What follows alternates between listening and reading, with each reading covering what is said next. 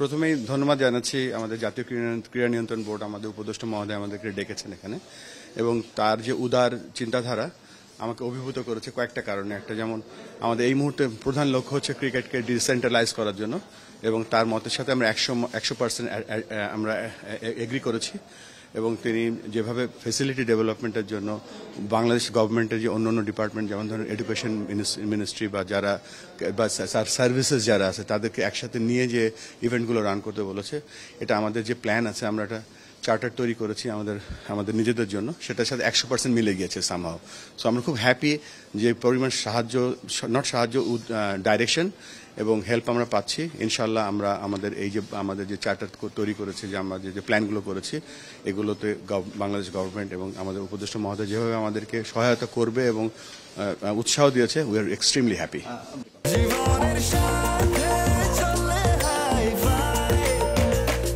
স্বাস্থ্যকর all time honeycomb, সব সময় অল টাইম হেলদি লাইফ। ক্রিকেটকে প্রায়োরিটি দিচ্ছি। সে ক্রিকেটকে এই জন্য দিচ্ছি, আমরা চাচ্ছি যে গ্রামের একটা ছেলে সে যেন ভালো খেলে উপজেলায় আসতে পারে, উপজেলার ছেলেটা যেন জেলায় আসতে পারে, এবং জেলা থেকে বিভাগে এবং ন্যাশনাল লেভেলে আসতে পারে। সেই পাথওয়েটা ক্লিয়ার করছি, এবং আপনি জেনে খুশি হবেন যে আমরা স্কুল ক্রিকেটকে নতুনভাবে সাজাবো, এবং সবথেকে বড় যেটা হচ্ছে তখন অটোমেটিক্যালি জাতীয় দলের পারফরমেন্সও বেটার হবে। তখন আমাদের কাছে অ্যাভেলেবেল ভালো প্লেয়ার বা হাই পারফরমেন্স প্লেয়ার আরও বেশি থাকবে আমাদের হাতে। মানে গ্রাফ তো সবসময় ওঠে নামে, এটা শুধু বাংলাদেশ বলেন, সবার জন্য। আর আমি আমার এই রোলে এসে 2 দিন হলো, আমি আরেকটু দেখে নেই ব্যাপারগুলো, তারপর আমি বলতে পারবো। আর যেটা পারফরমেন্স যেটা আছে, এটা বাউন্ড করবে, এটা অবশ্যই উপরে দিকে যাবে যদি আমরা পরিকল্পনাগুলো বাস্তবায়ন করতে পারি। আইসিসি ব্যাপার যেটা, সেটা আইসিসির সাথে বাংলাদেশ ক্রিকেট বোর্ডের কোনো কনফ্লিক্ট নেই। যদি তাদের কোনো কনফ্লিক্ট থাকে তারা আমাদের জানাবে, এখন পর্যন্ত আমরা কিছু জানি না।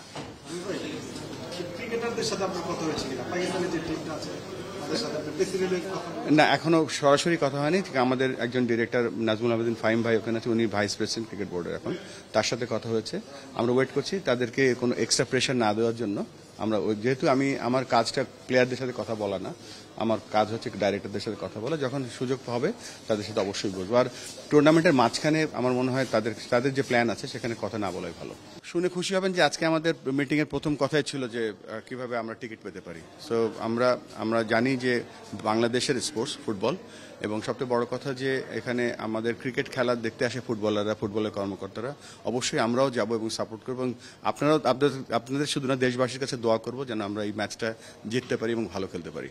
ক্রিকেটকে প্রায়োরিটি দিচ্ছি। সে ক্রিকেটকে এই জন্য দিচ্ছি, আমরা চাচ্ছি যে গ্রামের একটা ছেলে সে যেন ভালো খেলে উপজেলায় আসতে পারে, উপজেলার ছেলেটা যেন জেলায় আসতে পারে, এবং জেলা থেকে বিভাগে এবং ন্যাশনাল লেভেলে আসতে পারে। সেই পাথওয়েটা ক্লিয়ার করছি, এবং আপনি জেনে খুশি হবেন যে আমরা স্কুল ক্রিকেটকে নতুনভাবে সাজাবো, এবং সবথেকে বড় যেটা হচ্ছে তখন অটোমেটিক্যালি জাতীয় দলের পারফরমেন্সও বেটার হবে। তখন আমাদের কাছে অ্যাভেলেবেল ভালো প্লেয়ার বা হাই পারফরমেন্স প্লেয়ার আরও বেশি থাকবে আমাদের হাতে।